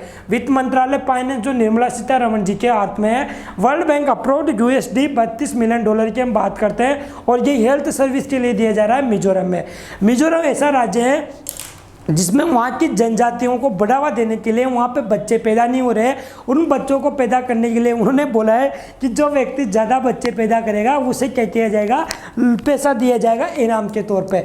और उत्तर प्रदेश एक ऐसा राज्य है जहाँ पे 2 चाइल्ड पॉलिसी लागू कर दी गई है उत्तर प्रदेश सरकार के द्वारा, और वहाँ पर बोला गया है ऐसे आप यदि आप 2 बच्चों से ज़्यादा पैदा करते हो तो आपको गवर्नमेंट सर्विसेज जो भी मिलती है सेवाएँ उनको बंद कर दिया जाएगा। मिजोरम की बात करते तो ये भारत के मैप में मिजोरम की स्थिति है, जो कि आपको एक तरह से पूर्वोत्तर भारत में मिलेगी।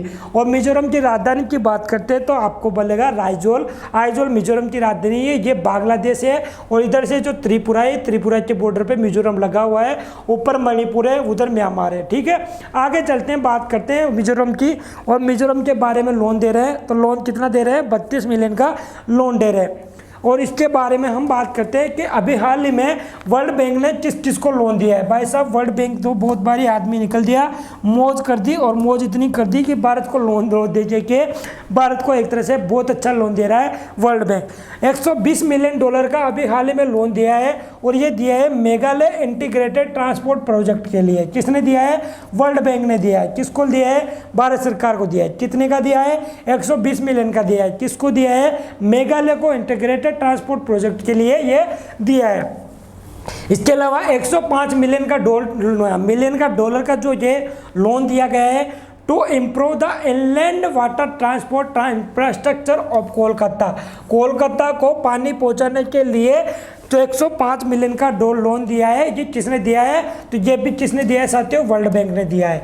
100 मिलियन की बात करते हैं तो ये 100 मिलियन चिराग की बात करते हैं तो क्या है? Chhattisgarh inclusive rural and accelerated agriculture growth के लिए किसने दिया है? तो 100 मिलियन की बात करते हैं। 100 मिलियन डॉलर का छत्तीसगढ़ को ये लोन दिया गया है। 68 मिलियन डॉलर की हम बात करते हैं तो improve quality of school education in Nagaland में, नागालैंड की राजधानी कोहिमा, और इसके लिए भी 68 मिलियन का लोन दिया है। तो 120 मिलियन का मेघालय को, 105 मिलियन का किसको दिया है? कोलकाता को, 100 मिलियन की बात करते हैं छत्तीसगढ़ को, और 68 मिलियन का नागालैंड को।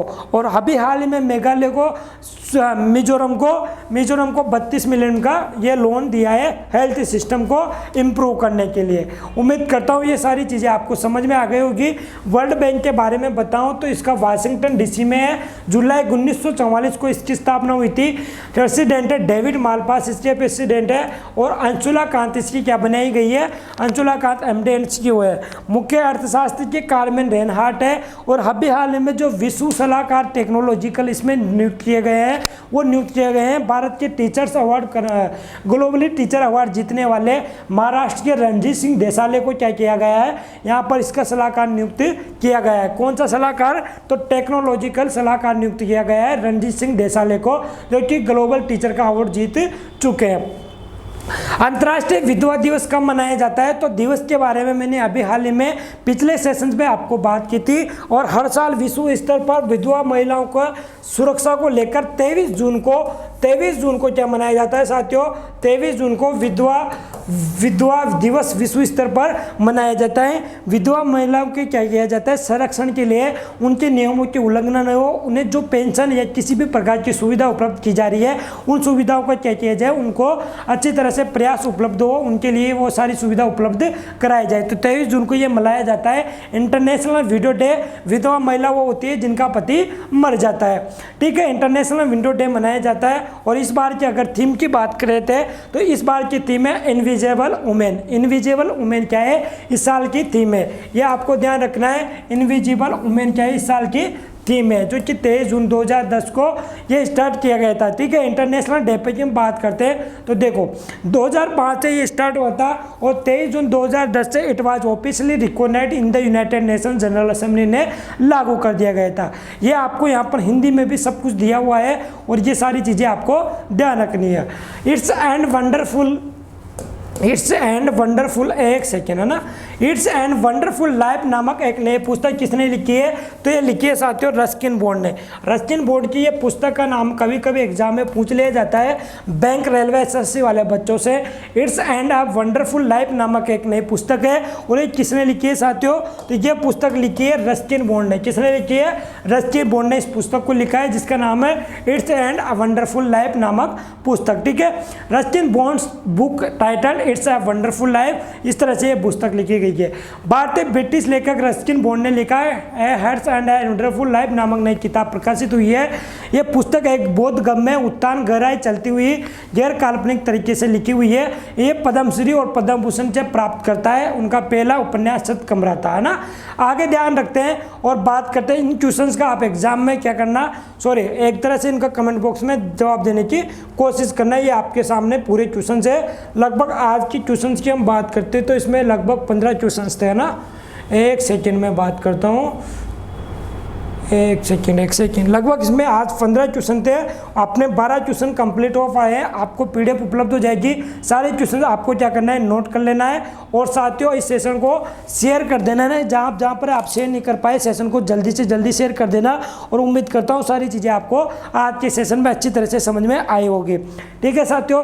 तो हम करते हैं आज की क्लास यही खत्म। धन्यवाद, लव यू ऑल। सेशन को शेयर करना नहीं भूलें।